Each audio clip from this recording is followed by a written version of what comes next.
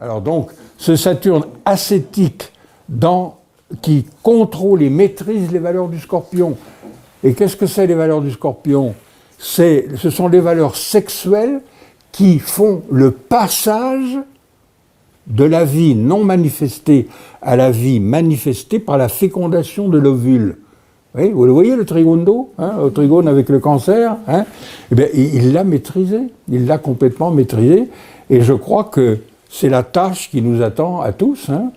Alors, on a le temps puisque nous sommes éternels. Comme le disait Bruce, en l'homme il y a un principe indestructible enfermé dans le temps. Prodigieux, il faut y réfléchir à cette définition. Et donc nous avons l'éternité. Et comme le dit Grabovoy et d'autres grands initiés, nous avons absolument l'éternité et nous sommes promis à une évolution constante. Et pour peu qu'on suive les chemins qui nous conviennent et qui nous vont bien, mais il faut suivre un chemin d'ordre spirituel, eh bien nous sommes promis à une évolution harmonieuse pour l'éternité. On n'est pas tous obligés de passer par le chemin de Ramakrishna, parce que vous savez, son côté qui adore tout, qui aime tout de Neptune, cache une rigueur, une discipline. Je ne sais pas si vous évaluez ce que c'est qu'un trigone Soleil, Uranus, Saturne. C'est fantastique, ça. Alors, non seulement le Soleil et Uranus sont l'idée fixe, mais en plus, vous avez la constance saturnienne qui se met avec, puisque Saturne est au trigone du Soleil et d'Uranus. Vous vous rendez compte ? Sans ce trigone de Saturne, il pourrait y avoir une idée fixe hachée. Mais au trigone de Saturne, jamais. Jamais. C'est permanent.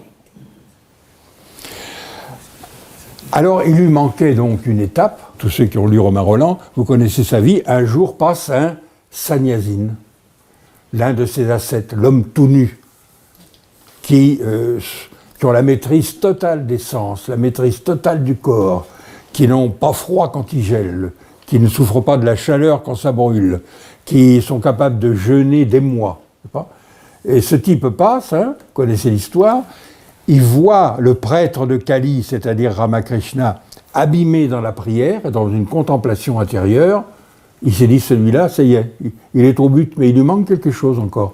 Alors il lui dit, mon fils, je peux t'enseigner l'étape ultime, la dernière, si tu le veux. Et alors il dit, naïf, gentil, adorable, Neptune, Vénus, il dit, il faut que je demande la permission à Mère, c'est-à-dire Kali.